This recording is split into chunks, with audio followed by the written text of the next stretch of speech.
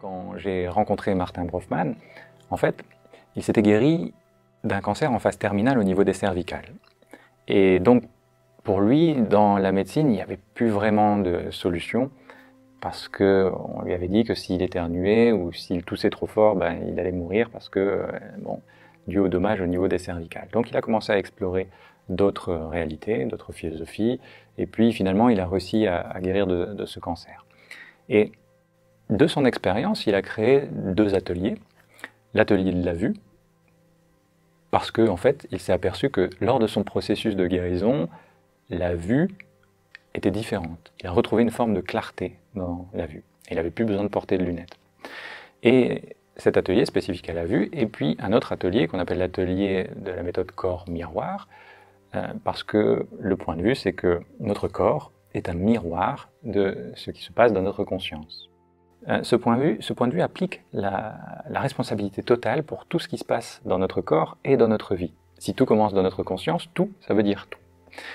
Alors, c'est parfois facile de prendre la responsabilité pour ce qui fonctionne dans notre vie, mais ça peut être beaucoup plus sensible quand il y a un symptôme ou quand il y a quelque chose qui résiste dans notre vie, à en prendre la responsabilité. On a plutôt tendance à dire, non, ça marche pas, mais c'est les autres.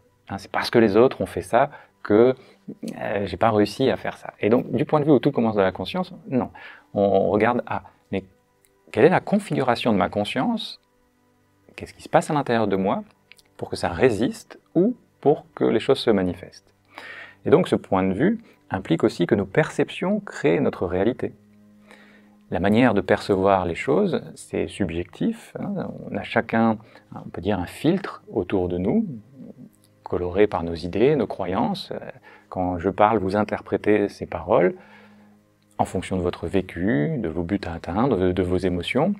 Et c'est comme un filtre qui constitue une bulle autour de nous à travers lequel nous percevons, nous observons la réalité. Et donc, les perceptions, c'est la manière subjective avec laquelle vous interprétez toutes les informations qui arrivent jusqu'à vous. Et la réalité, c'est comment les choses se produisent pour vous. Et évidemment, il y a le mental qui est là, avec nos croyances, et ce que nous croyons être vrai, c'est vrai. Mais pour nous, la même chose peut être différent pour notre voisin. Et puis, dans cette méthode, on parle aussi de la sémantique, les mots, l'utilisation des mots comme un outil. On perçoit les mots comme créateurs aussi. Les mots que nous utilisons pour décrire nos expériences, en fait, créent notre réalité de ce point de vue-là. Donc, quand on parle d'harmoniser notre conscience, on parle d'être heureux finalement. Mais est-ce qu'il est facile d'être heureux sur tous les aspects de conscience ? Est-ce qu'il est facile d'être heureux par rapport à la sécurité, à la confiance, aux relations, à la communication, à la liberté, à notre spiritualité, dans la relation avec nos proches? Évidemment, c'est pas facile. On pourrait dire mentalement, ça peut être simple, mais la simplicité, c'est pas la facilité.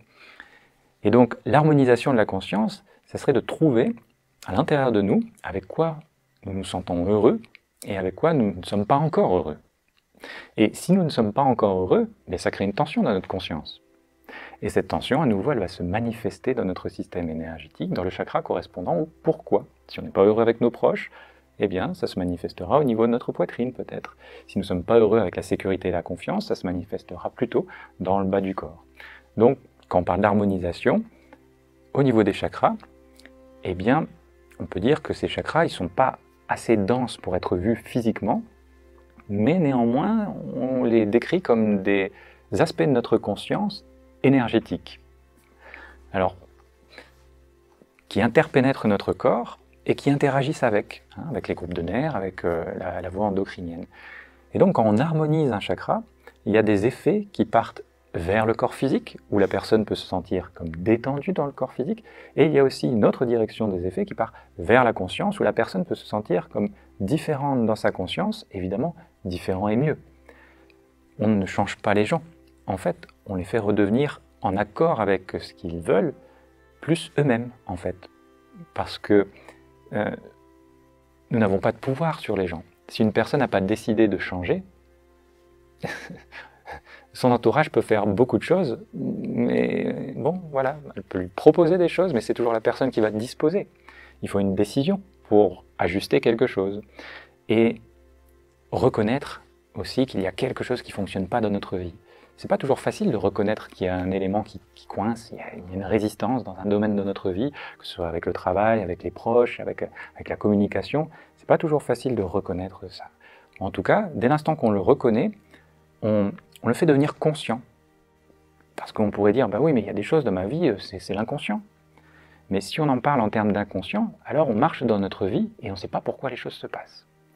Donc un des buts aussi de la méthode, c'est de faire monter en surface les choses qui étaient inconscientes pour les faire devenir conscientes, et à ce moment-là, on peut s'en occuper. S'il y a une attitude qui ne nous rend pas service, il est évident que c'est intéressant de la transformer au profit d'une attitude qui nous rend plus service. Et à ce moment-là, peut-être, on fonctionne mieux dans notre vie.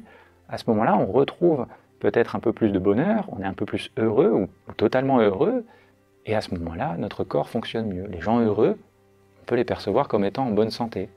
Et si nous avons un endroit de notre corps qui n'est pas en totale harmonie, c'est peut-être aussi parce qu'on n'est pas tout à fait heureux par rapport à quelques éléments dans notre vie.